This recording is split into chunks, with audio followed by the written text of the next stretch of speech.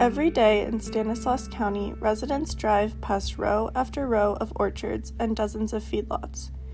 Foods grown here feed the nation, but the agricultural success of this valley comes at a price. More than 1.5 million people living in the San Joaquin Valley are drinking contaminated water on a daily basis. In the Central Valley, nitrate is one of the most common groundwater contaminants. Nitrate is found in fertilizers, and it can harm the way that blood carries oxygen throughout the body, which is especially harmful to babies. In the springtime, thousands of pounds of nitrogen-based fertilizer are used on crops. A part of the nitrogen is used by the crops for growth, but other parts travel with rain or irrigation water into the soils and into the groundwater. This is the same groundwater from which residents with domestic wells in Stanislaus County and other places in the Central Valley take their drinking water. When analyzing data on pesticide applications and groundwater contamination, we can see which areas are most at risk.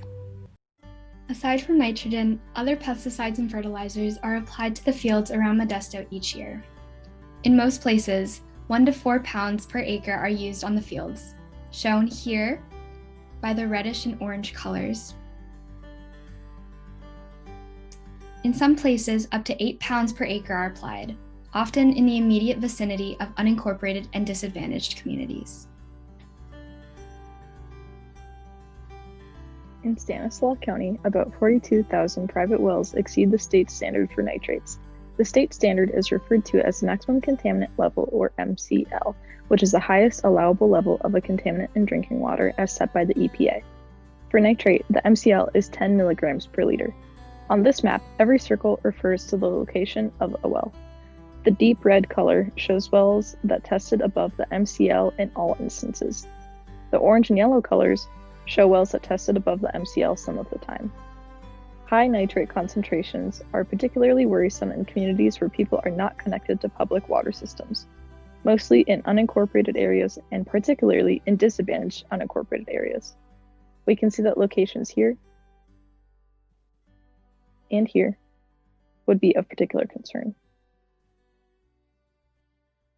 California Rural Legal Assistance has been engaged in the CV salts process.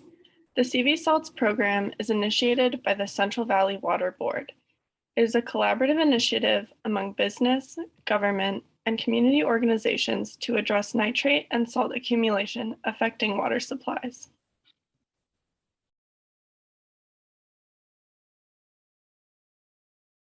So CRLA's mission is to fight for justice alongside the most vulnerable populations.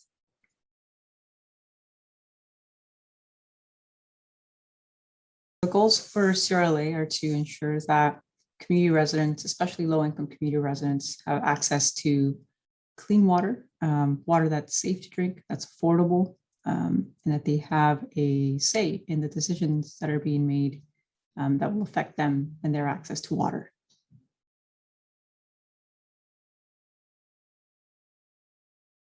So I have been with the organization for about a little over 8 years now. In my role, I started off as a staff attorney with the Community Equity Initiative. Now I'm the director of the program. And so the program focuses on environmental justice work. So we work with whole communities. And one of the priority areas is around water, given the severe droughts that California has and just the increasing contamination of groundwater, especially with nitrate contamination.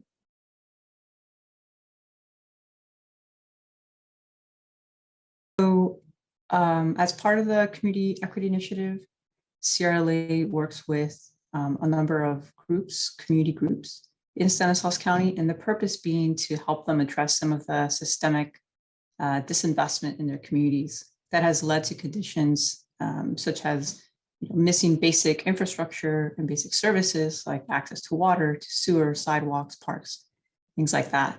And so we're also involved with the community to provide your regular legal services such as housing, eviction prevention, public benefits, maintenance, civil rights, education rights, things like that as well.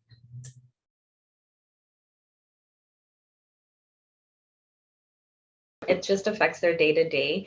They, have a harder time with simple things like washing their dishes or laundry. Everything just kind of has a heavier impact on them.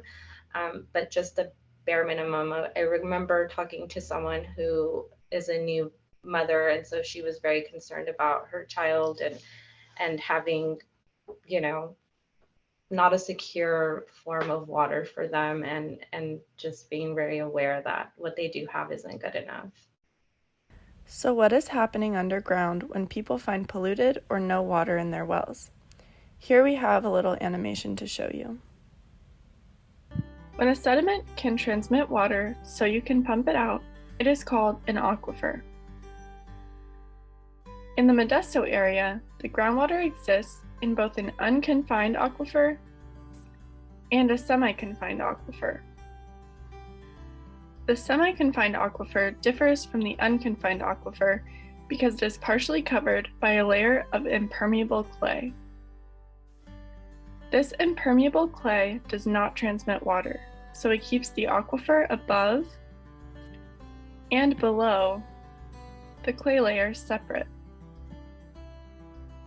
The top of the groundwater that is not confined is called the water table. Water is moving through the pore spaces in an aquifer very slowly. While water in a river may move at a rate close to 3 feet per second, water in aquifers might take hours, days, or even weeks to travel that same distance. Underneath Modesto, the groundwater travels from east to west.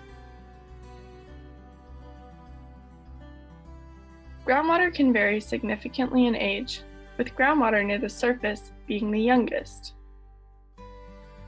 New or young groundwater comes from sources such as rain, rivers, and irrigation waters at the surface. The water from rain travels through the soil and refills the groundwater, which is called recharge. However, recharge of groundwater is an extremely slow process.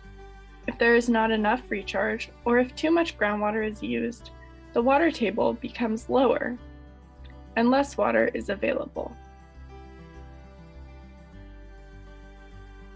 The Central Valley is the most productive agricultural region in the U.S., and there are many orchards, fields, and dairy operations throughout the valley, including around Modesto. The fields and animal operations are all large sources of nitrate contamination. When it is raining or when crops are irrigated, excess nitrate not used by crops is carried from the soil down into groundwater. This way, nitrate and other contaminants from the surface and soil can enter the aquifer. It moves through the soil into the groundwater, and then travels horizontally with the groundwater. This way, the pollution moves with the water. Many people throughout the Central Valley and in the area surrounding Modesto are not connected to public water systems, but instead have a household well. These wells are often much shallower than the more expensive irrigation wells. Pumping of wells pulls water and pollution towards the well and causes a drawdown in the water table. As a household well continues to be pumped, contaminated water can be pulled into the well and up to the surface where it is used for drinking, cleaning, and bathing. In addition to contamination, communities relying on household wells face additional threats to their water supplies. As many wells continue to pull groundwater to the surface, a drawdown area around the wells lowers the water table. With many wells, the effect is multiplied. When there is not enough groundwater recharge occurring because of overpumping, drought, or both, the water table can get so low that household wells can no longer reach it. Many, but not all, household wells throughout the Central Valley, including around Modesto, have been found to contain contamination, and a number of household wells have gone dry during times of drought. Communities in the Central Valley deal with the effects of large-scale agriculture, industry, and climate change, all of which can lead to contaminated or dry wells. And what is often not investigated is how different contaminants interact with each other and threaten people's health. Many community-based organizations in the Central Valley have been advocating for years for safer and secure water supplies, but it is only recently that we see more attention and funding directed at this issue. So several programs are currently underway for education and well testing. But we need to make sure that we move from immediate band-aids to implementing real solutions. For example, we could connect more houses to public water systems or provide water filtration units.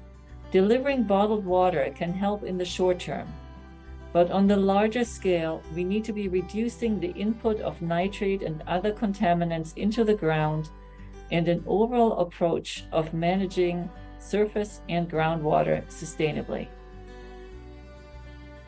I live in the Central Valley, so as I drive up and down the 99, I see so many signs that say something like, is growing food a waste of water, and is this, and things like that, where it's very one-sided, and the whole, it's a business, it's industry, it just happens to be agriculture, and of course they are interested in their profits and in making a good business. But the problem is that it's just them. It's not like you have community residents who have tons of money and they can put up their own signs and say, yeah, growing food is great, but contaminating somebody's water is not great.